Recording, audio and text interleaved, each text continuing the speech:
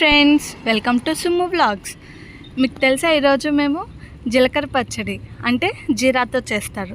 అది one of the రాయలసీమలో చాలా అంటే చాలా బెస్ట్ చట్నీ.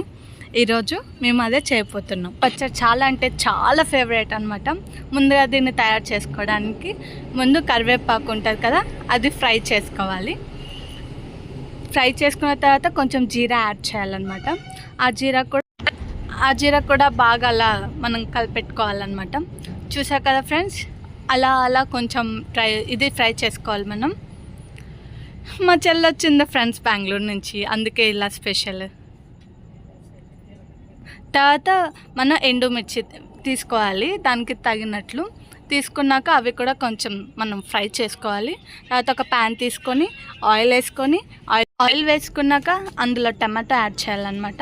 ఆ టమాటోస్ కూడా కొంచెం బాగా ఫ్రై చేసుకోవాలి మనము. కొంచెం ఆయిల్ అంతా కొంచెం పైకి వచ్చేటట్లు మనం ఫ్రై చేసుకోవాలి. టమాటోస్ బాగా ఫ్రై ఇలా అయిపోతాయి అన్నమాట, కొంచెం స్మాష్ అయినట్లు కొంచెం అలా వస్తాయి. తర్వాత లోకి మనము చట్నీ ఇంకా తయారు చేసుకున్న ప్రాసెస్ చూద్దాం. ఫస్ట్ మనం ఫ్రై చేసుకున్న కరివేపాకు, జీరా ప్లస్ టమాటో,